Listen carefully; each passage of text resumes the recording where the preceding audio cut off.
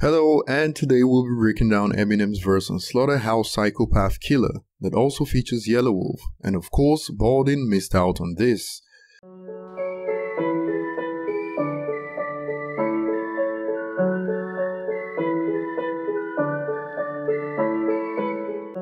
We don't know if Baldwin was caught out or anything, but one thing that's for sure is that Baldwin's ego was bigger than his talent on Slaughterhouse.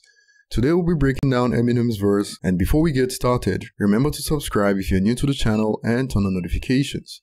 Eminem starts the verse with one thing that probably bothers him the most. The thought of retiring is making me want to set your daughter on fire with a soldering iron. This is a song that released in 2014, and Eminem has said it several times already that he's not planning on retiring, so of course the question pisses him off.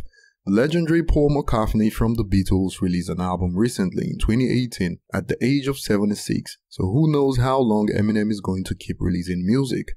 Eminem is not just a hip-hop great, he's an all-time great. So if you don't ask McCartney when he's retiring, why do critics want Eminem to retire when he's still got it?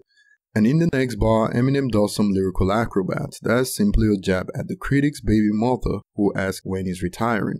What up, Mom? Applying for the rim job. Are you hiring? I'm hoping to fill up your opening over. Tiring is present in the word retiring. Keep that in mind and notice how Eminem plays on the word rim job. And Eminem states he's hoping to fill up her opening. I'm not going to go into details of what's also known as a rim job, but Eminem as usual is speaking tongue-in-cheek. Eminem then describes his as a violin. I'm in the mood to be playing second fiddle slap on this violin with no strings attached. To play second fiddle is a phrase which simply means to have a subordinate role to someone or something, or to be treated with less importance than someone or something, and Eminem suggests that critics can slub on his and no strings attached on this violin is Eminem simply stating that the offer carries no special conditions or restrictions. Fiddle on its own is also a string instrument, and before this bar Eminem's lines contain Lobby in Ireland. And this connects well with fiddle, which is also a traditional Irish instrument. Eminem has stated that his music is just reflection of self, and he states that he's a product of his environment just before this. I don't know why I still like I'm caught up inside a whirlpool. Not an appliance, but applying the science I psychotically rhyme. The Whirlpool brand is known for their household appliances, and Eminem plays on this like he's caught up inside a Whirlpool washer or something. But then adds that he's not talking about this but rather whirlpool in scientific terms, which is a rapidly rotating current of water or other liquid such as one produced by the meeting of two tides. This is Eminem pretty much stating how his chaotic mind of right and wrong meets like two tides to conjure up his unhinged lyrics and wordplay. Eminem then plays on friction and static electricity to describe how he's known to stir up controversy in the public. But I keep walking the line between the wrong and the right, but everything I write seems wrong, and it's like I'm ecstatic at all the static that I can still cause in the fabric of our modern society. When you continually rub materials right and left, the end result from the friction causes static. There's more to this, but I'm not about to get technical. So Eminem uses this to describe how everything he writes, which is a homophone for right, seems wrong in the fabric of modern society.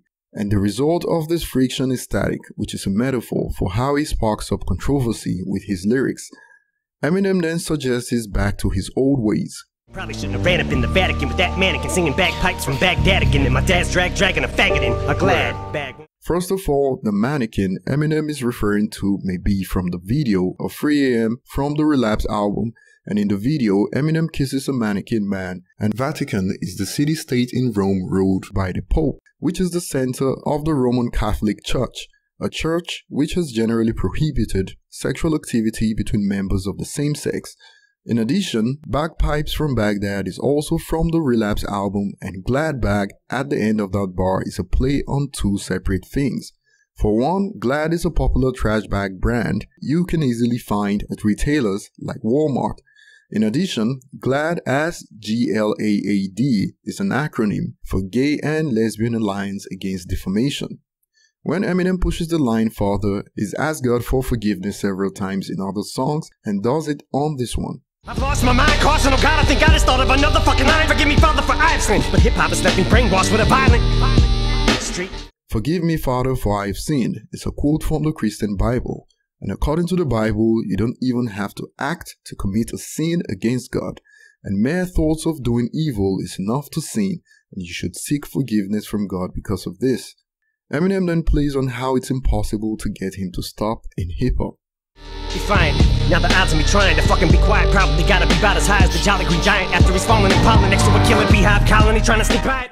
Green Giant is a brand of frozen and canned vegetables owned by B&G Foods, and the company's mascot is the Jolly Green Giant that is 55 feet tall. Now imagine someone that huge trying to sneak by killer bees or even getting scared by killer bees. It's not gonna happen, and Eminem describes himself in the rap game with this analogy.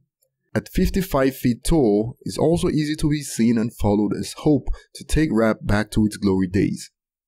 Eminem then suggests that he's going to start a riot, but if you try to stop it or silence it, expect to meet this fate. But I might as well just hit the block and you're jogging and tiring Boston and cross the marathon finish line and put your thoughts against mine. Eminem here refers to the 2013 Boston Marathon bombing that injured 300 people and killed 3. So if you think you can go against him, it's better for you to knowingly prepare and walk into danger. You've got better chances of surviving the danger that you consciously walk into than when you go against him. Eminem even adds this. It's the arsenal I have scar you for life, worse than your arsenal I have with bombs, pliers, and barbed wire. Joker Tsarnaev, with his partner, detonated a pressure cooker at the finish line of the Boston Marathon, and Eminem suggests that the repercussions of going against him will be worse than the efforts of these bombers. It is also quite ironic, because on Twitter, Tsarnaev tweeted lyrics about Eminem's hook on Forgot About Dre on the 16th of April 2013. Eminem continues by stating how harmless his critics and opponents are compared to him. You boss like Barney Fife with a fucking Swiss Army knife, a saver that's Darth Vader with arthritis and a bark bite with the Dark Knight on a dark night with his arms tied up. Barney Fife is a character from the Andy Griffith Show portrayed by actor Don Knotts. Barney Fife was a character with delusions of grandeur who fancied himself as an expert on firearms, women, and just about any other topic, but this was all a smokescreen. He couldn't hurt no one and didn't know much of anything. Darth Vader without a saber is nothing but an appearance, but with arthritis, he's even more harmless. And the Dark Knight reference on a Dark Knight is simply a play on how you don't see him coming before he takes out the competition. Eminem then compares his rap skills and its effects on his opponents like that of an infamous serial killer and his victims. I'm Dahmer like when I'm on the mic, I'm not gonna lie. Jeffrey Dahmer was an infamous serial killer who committed the rape, murder, and dismemberment of 17 men and boys from 1978 to 1991, and many of his later murders involved necrophilia, cannibalism, and preservation of body parts. He was serving 16 life terms in prison before his death in 1994, and Dahmer has been mentioned multiple times in Eminem's lyrics, and even Juicy J mentioned Dahmer in his verse on the smash hit Dark Horse. Eminem then concludes the verse by metaphorically stating how he gives it his all when he's on the mic, and this could also suggest how he intends to rap for as long as possible until his death. But dying at the end of a song has also been quite literal in a couple of Eminem songs. Perform like I'm gonna die at the end of a song, so it's hard for the rhyme to end. Like fuck them all, I'm just riding like I'm locked up inside of a shot of Bonnie and Clyde call. Eminem has died at the end in a couple of songs, and one of the most recent and iconic is Bad Guy from the MMLP2 album, which is pretty much a sequel to Stan, and we all know how fire the final verse of that song was at the start of the MMLP2. We did a breakdown of that in a previous video, and if you'd like to check it out, click the link that pops up at the top right corner now. In addition, Bonnie and Clyde were a crime couple who were shot up in their car, and a couple of hip-hop artists including Eminem have used them as a premise for songs. Ronnie was driving, about to bust through the side door, rock up asylum and park in the dining room.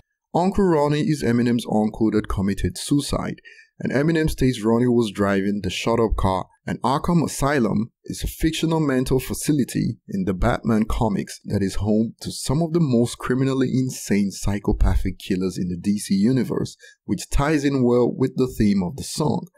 With Eminem's flow and delivery on this verse, many bars were bound to go over heads on this one, and it is until you listen a couple of times that you begin to understand the multiple meanings behind the lines and truly appreciate the overall picture Eminem painted with this verse.